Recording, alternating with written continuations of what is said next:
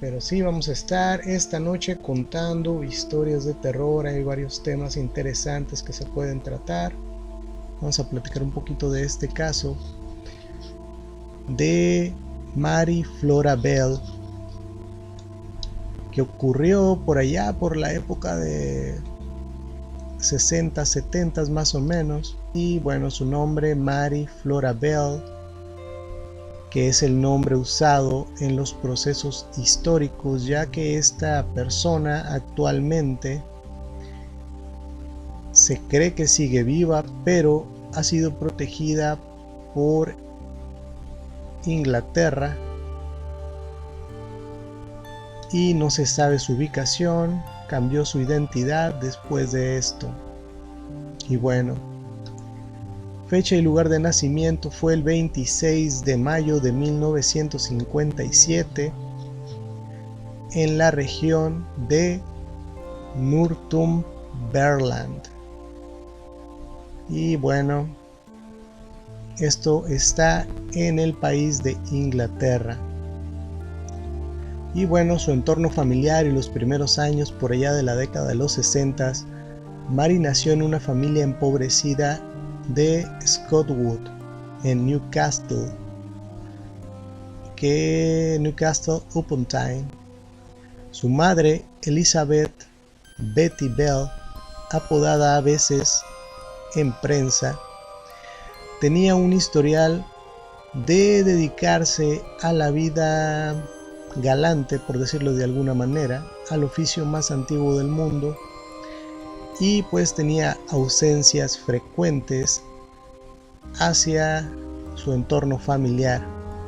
La crianza era extremadamente negligente y la estructura familiar disfuncional. Desde bebé hubo testimonios familiares y del vecindario que la describen como no deseada y con muchos accidentes domésticos inexplicables cuando quedaba sola.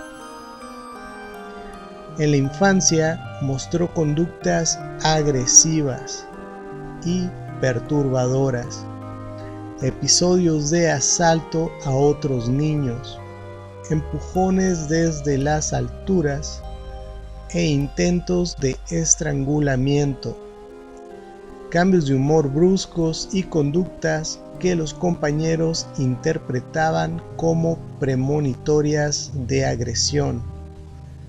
La policía fue alertada en más de una ocasión sobre intentos de asfixia a otros niños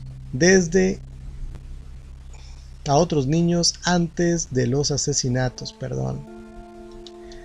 Y bueno, los primeros incidentes que sucedieron al caso, y bueno, desde mayo de 1968 las autoridades ya investigaban varios incidentes. Un niño de 3 años hallado con una herida en la cabeza tras una caída desde un refugio antiaéreo, y denuncias de intentos de estrangulamiento contra niñas en un arenero, en los que Mary estuvo implicada. Las autoridades locales informaron a los servicios sociales, pero por la minoría de edad de las implicadas no se tomaron medidas judiciales contundentes en ese momento. Entonces desde ahí Mary ya mostraba una conducta, digamos, bastante alarmante, por decirlo de alguna manera, y pues todo eso proveniente de un entorno familiar bastante fallido, el cual no ayudó en su desarrollo como persona, y comenzó a mostrar esos signos de alarma que si en estas épocas sucedieran, tendrían a cualquiera con bastante recelo hacia ella. Y bueno, Y bueno, también nos dice que todas esas conductas agresivas, dice. Y vamos a hablar ahora de los decesos de este caso. Es un caso bastante interesante, la verdad. Y vamos a ver las víctimas, las fechas y cómo ocurrieron. Y es que el 25 de mayo de 1968, Martin Brown, niño de 4 años solamente, fue hallado. Sí, así es, fue hallado. ¿Cómo lo puedo hacer para que la plataforma no censure? Pues pasó al otro plano. Fue hallado ya sin signos de animación. Y bueno, la investigación y autopsia concluyeron que el niño había sido estrangulado tras su deceso. Se encontraron notas escritas por 2 niñas y actos de provocación que aumentaron la alarma pública. El 31 de julio de 1968, el anterior fue el 25 de mayo de 1968, para que vayan viendo cómo se van conectando, porque el primero que hablamos, 25 de mayo de 1968, Martin Brown fue el niño de 4 años que fue hallado pues sin signos, ¿no? Sin signos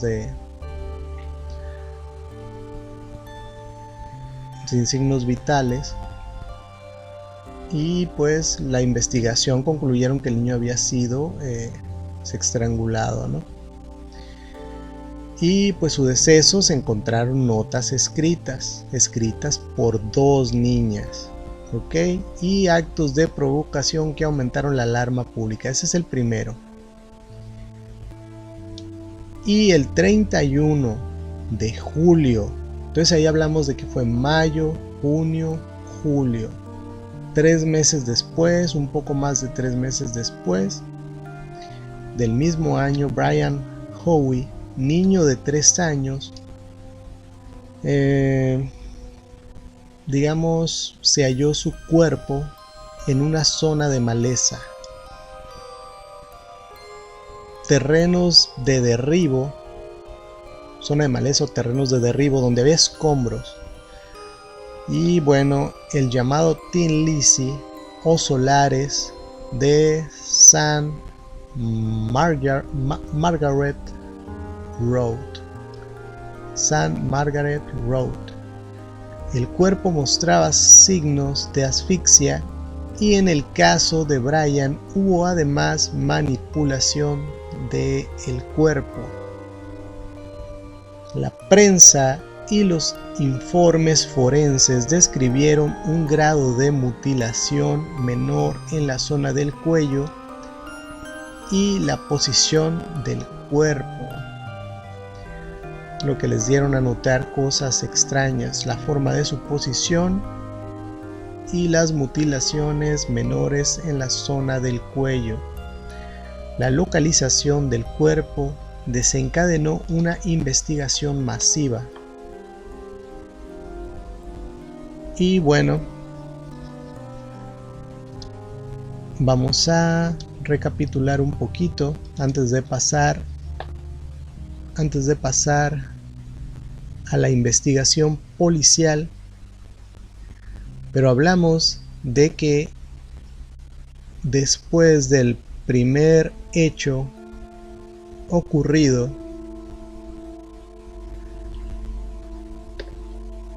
en mayo de 1968, solo pasaron un poco más de 3 meses para el segundo incidente. Ahora bien, se habla de que en el primer caso se encontraron notas escritas por 2 niñas, lo que nos habla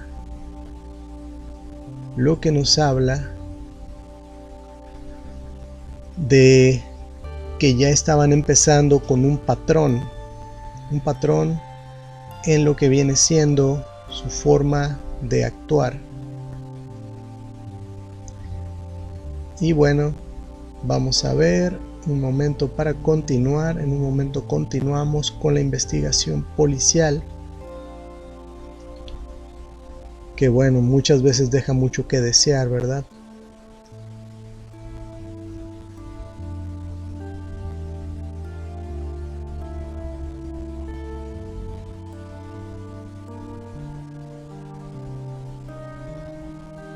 Y estoy poniendo algo en la cuenta de Facebook para ver si algo se puede. Si alguien se quiere unir a la transmisión, sería muy bueno, porque estamos contando unas excelentes historias. Y bueno, voy a ver si puedo compartir en otros grupos, pero no demasiados para no tener problemas.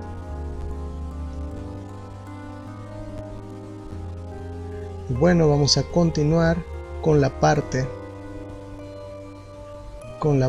donde llegamos a lo que dice la policía, sus investigaciones y las detenciones.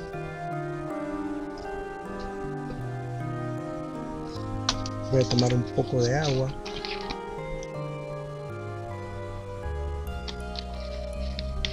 Un jugo. Porque es un tema muy interesante, la verdad. Triste, pero interesante. Y bueno, aquí vamos a... Dejen ver si está funcionando el chat.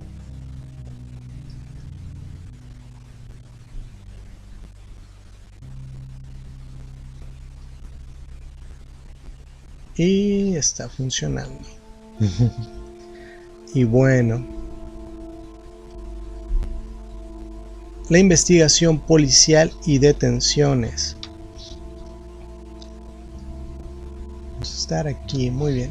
Tras la aparición del cuerpo de Brian Howe, se movilizó una gran investigación. Centenares de agentes, más de 1000 niños interrogados, Mary y otra menor de apellido Bell, Norma Joyce Bell, no emparentada, fueron localizadas entre los niños interrogados. Testigos las habían visto jugar con Brian poco antes de su deceso. En los interrogatorios, Mary fue descrita como fría y taciturna, Norma como más excitada, y su comportamiento fue diferente. Y bueno, el proceso judicial ocurrió en diciembre de 1968. Que estamos hablando que desde el segundo deceso de un niño, ya que fueron dos víctimas. La primera víctima fue el 25 de mayo de 1968. La víctima fue el niño de 4 años, Martin Brown, hallado estrangulado.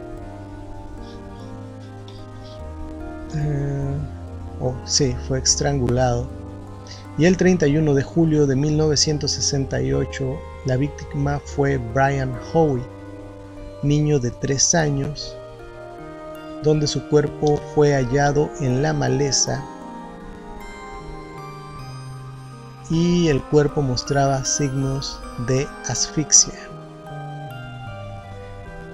Además, ese cuerpo tuvo señales de manipulación, encontrando cortes en el cuello.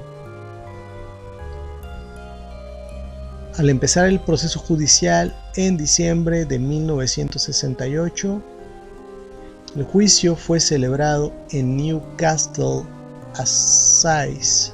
En diciembre de 1968, Mary tenía 11 años.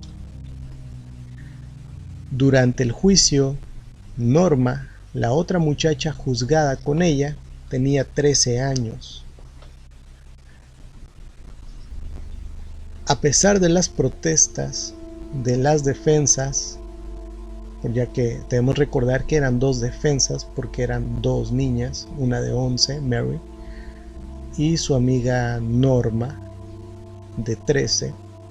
A pesar de las protestas de las defensas, el juez permitió la publicación de nombres y fotos en el juicio. En ese momento no existía la protección automática que hoy se concede a menores en casos tan notorios. Cargos y veredicto. Mary fue absuelta de el deceso, por no decir la palabra que ya saben, pero se entiende. Mary fue absuelta del deceso, pero condenada por los cargos de manslaughter, que significa homicidio por responsabilidad disminuida. El 17 de diciembre de 1968,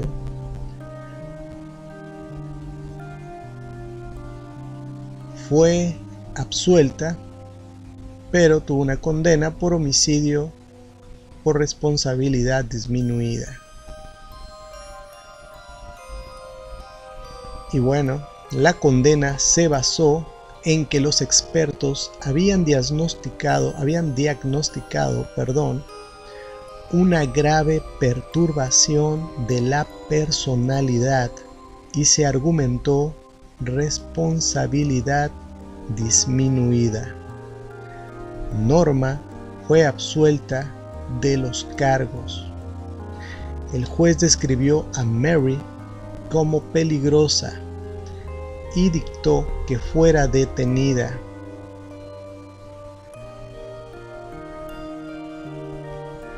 La detención sería una detención indefinida bajo la autoridad del Estado.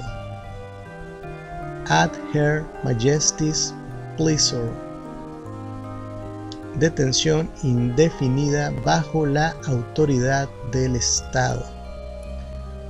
Mary es la persona más joven en el Reino Unido condenada por tales crímenes. Cabe destacar que en el momento de esos crímenes ella tenía 11 años, lo contrario de su cómplice y amiga Norma, de 13 años. Permanencia en instituciones, fuga y preparación para la vida en libertad. Mary pasó años en centros de detención y educación para menores infractores. En septiembre de 1977 se registró una fuga de una cárcel abierta, Moor Court, de la que posteriormente fue recapturada. El incidente generó alarma pública y apariciones en prensa histórica.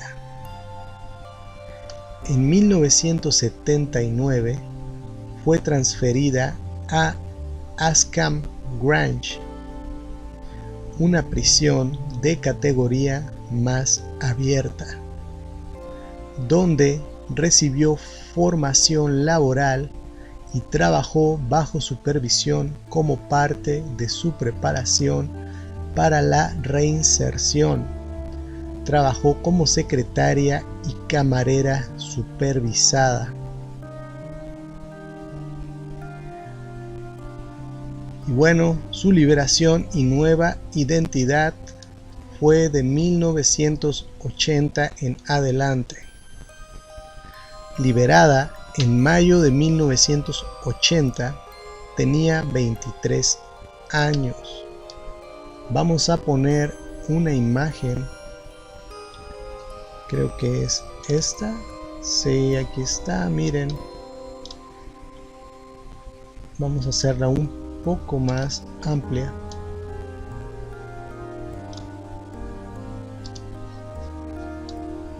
Y bueno, así se veía después de que fue liberada a los 23 años de edad en 1980.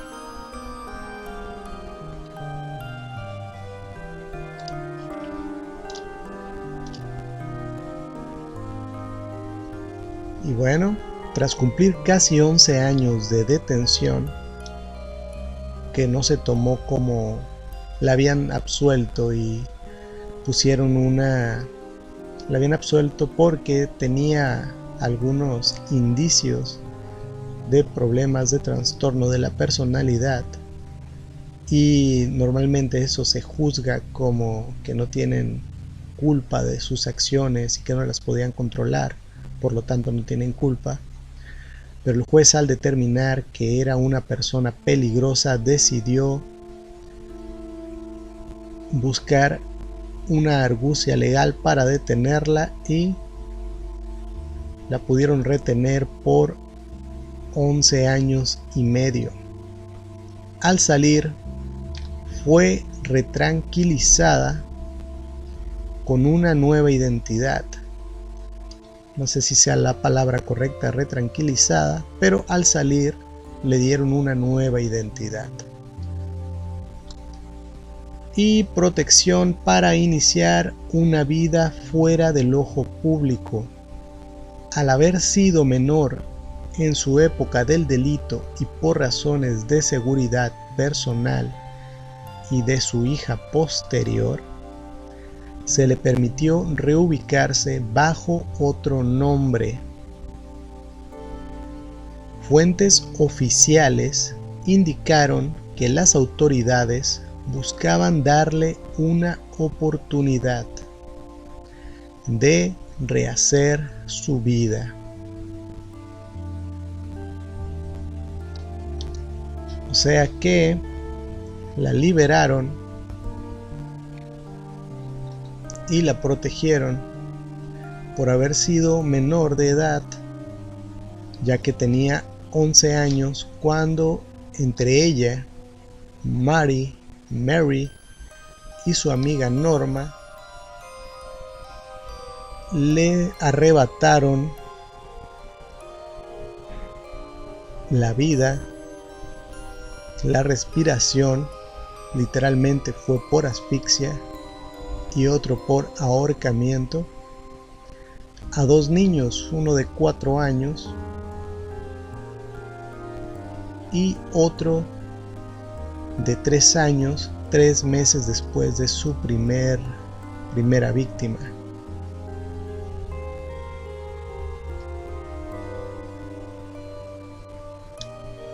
Y bueno, saliendo de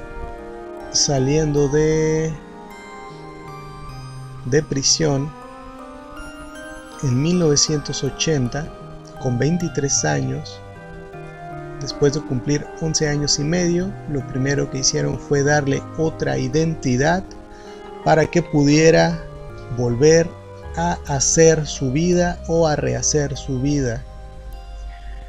No sé, no estoy de acuerdo con eso, porque cuando una persona tiene problemas psicológicos, tal vez sería bueno tener como un vecino, tener idea de quién llegó a tu cuadra así como lo hacen en caso de los que buscan menores, por no decirlo de otra manera. Tengo entendido que hay una alarma o hay como tipo de mapeo para ese tipo de personas, para tenerlas digamos, vigiladas, muchas veces por la propia comunidad. Pero en este caso no, en este caso se decidió, porque al cometer esos dos crímenes abominables, se decidió darle otra identidad y dejarla en libertad. Y hasta el día de hoy no se sabe ni su identidad, ni cómo se ve, ni si ha vuelto a recaer en una conducta antisocial. Y bueno, tuvo una hija. Y bueno, el nacimiento de su hija ocurrió en 1984, 4 años después de salir de la cárcel de prisión. En 1984, Mary dio a luz a su hija, a una niña. La niña no conoció la historia de su madre hasta 1998, cuando la prensa local la localizó en una localidad costera, revelación que obligó a la familia a reubicarse nuevamente por amenazas y acoso mediático. También hay libros y debates sobre este tema. La historia de Maribel ha generado numerosos análisis, libros y documentales. La obra más influyente y citada sobre el caso es Cries Unheard, Why Children Kill,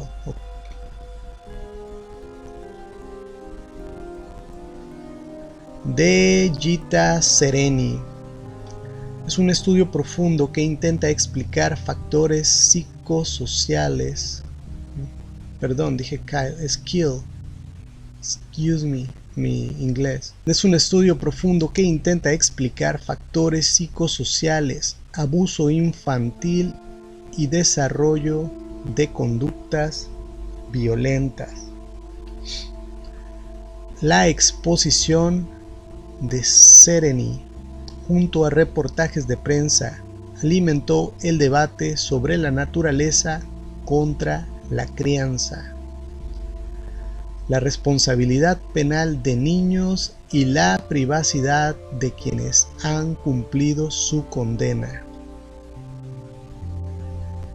En varias ocasiones, especialmente cuando la prensa reubicó a Mary y su hija en 1998, surgieron polémicas sobre si ella debía poder vivir anónimamente o si la sociedad y las familias de las víctimas tenían derecho a conocer su paradero.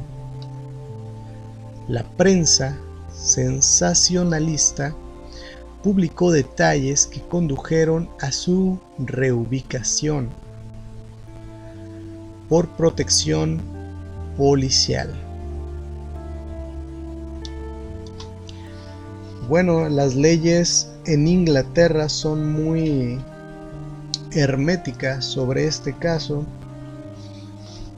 Y bueno, vamos a pasar al anonimato vitalicio y protección ampliada que le fue otorgada por una orden judicial en 2003. En mayo de 2003, Mary Bell y su hija obtuvieron en el High Court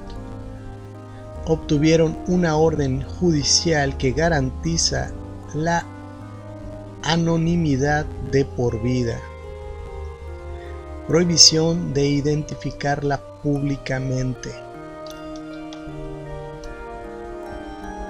En un fallo citado como X, formerly now as Mary Bell, la orden se concedió por la suma de factores: riesgo real para su integridad, el interés en la protección de la hija, incluso protección de una nieta posteriormente nacida,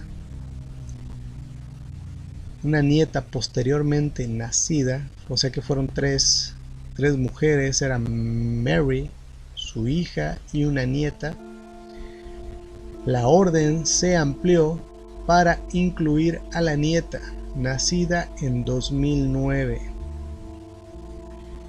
El tribunal valoró derechos a la vida privada frente a la libertad de prensa, concediendo la excepción por las circunstancias extraordinarias del caso. Esto convierte a la identidad actual de Mary y su localización en datos protegidos por ley en el Reino Unido. Como les decía, cuando estaba haciendo esta investigación, batallé muchísimo para encontrar cosas sobre ella, fotos no pude encontrar recientes, que pues debe ser una anciana, y pues solo encontré, creo que hay una foto un poco más chica, está esa foto que estoy poniendo, alguna de cuerpo entero y pues esa foto con lentes, que pues ya ahí se ve que es más o menos en la época después de que fue liberada. Y bueno, la situación reciente conocida públicamente, y hacemos un resumen hasta el 2024-2025. Desde la liberación y la orden de anonimato, Mary ha vivido con identidades alternativas. Las fuentes públicas dicen que su paradero exacto no es de dominio público debido a la orden judicial. Ha habido apariciones esporádicas en reportajes retrospectivos, libros y documentales que analizan el caso. La última cobertura periodística que revisita el caso suele centrarse en las causas: abuso infantil, negligencia social, y en la ética de la cobertura. No hay informes públicos legítimos que revelen su nombre actual, residencia ni detalles personales que estén permitidos por la orden judicial de 2003. Vamos a los aspectos forenses, psicológicos y morales, en un resumen un poco más técnico. Evaluaciones psiquiátricas de la época diagnosticaron a Mary con un trastorno de personalidad severo y rasgos psicopáticos antisociales en desarrollo, además de un contexto de abuso y negligencia extrema en la infancia que pudo potenciar conductas violentas. Los defensores de la tesis de la responsabilidad disminuida basaron su argumento en estas evaluaciones, Los críticos señalan que, por grave que sea el trauma, no es una excusa total y sostienen la responsabilidad por las víctimas. La literatura académica y periodística sobre el caso, incluida la investigación de Sereny, discute a fondo la interacción entre trauma, privación social y conducta criminal en niños. Y bueno, las víctimas y qué pasó con ellas, qué pasó con las víctimas, qué pasó con las familias de las víctimas. Y bueno, las familias de Martin Brown, que fue el primer niño que se le arrebató la vida, que estas dos chicas, Mary Bell y Norma Bell, que no tenían parentesco alguno, pero se apellidaban igual, y pues posteriormente Brian Howie. Primero fue Martin Brown y luego Brian Howie, el primero de 4 años, el segundo de 3 años. Y bueno, las familias de ellos han vivido con la pérdida y el estigma mediático durante décadas. Algunos familiares han exigido que se mantenga vivo el recuerdo de las víctimas y han criticado cualquier gesto que perciban como humanización excesiva de Mary. El debate público ha sido intenso entre la demanda de protección y derecho a la reinserción frente al derecho de las familias y la sociedad a saber, los enterramientos y conmemoraciones son mencionados en la prensa local.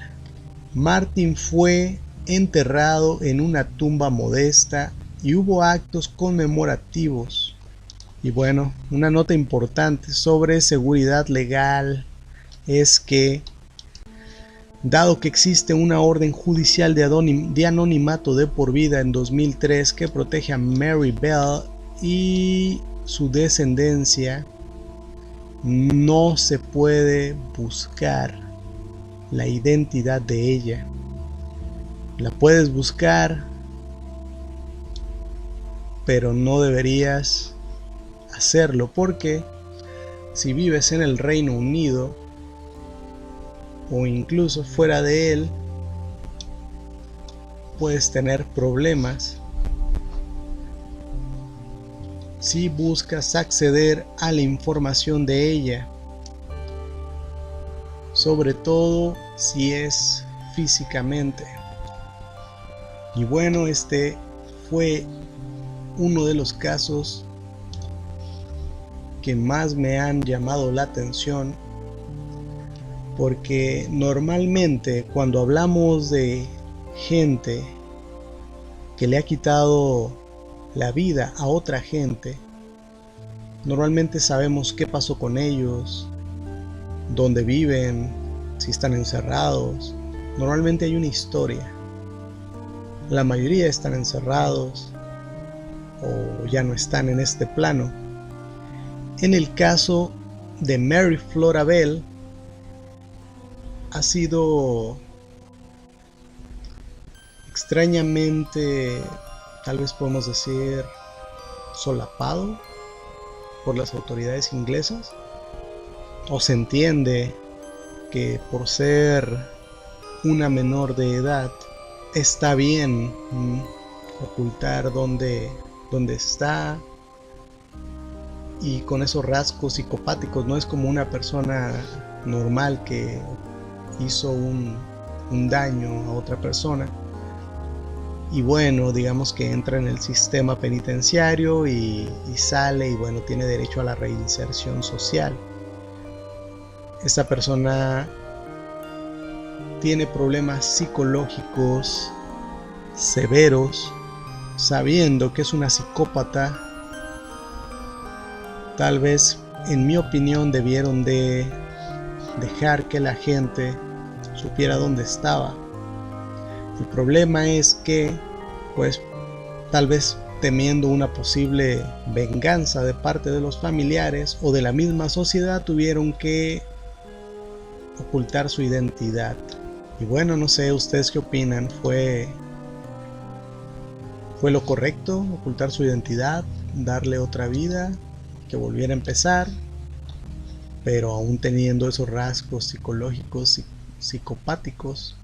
¿O creen que la sociedad debió tener en todo momento información y debería tener en todo momento información de gente que ya ha sido encerrada porque ha cometido actos de este tipo, pero que no es una persona, digamos, alguien que le quita la existencia a otra persona por gusto, por pleito, por negocios o porque quién sabe en qué anden metidos, sino porque es una persona que tiende a tener esos impulsos. No necesita tener una razón para hacerlo, simplemente lo hace porque está en ella, porque hay un error en su ADN, en el gen psicópata que se ha hablado, y no sabes cuándo lo va a volver a hacer, simplemente porque así es ella. ¿Tú qué opinas? Si gustas, deja tu opinión en los comentarios. Es un tema muy interesante y pues lo dejo a tu criterio. Ese es el caso de Mary Flora Bell.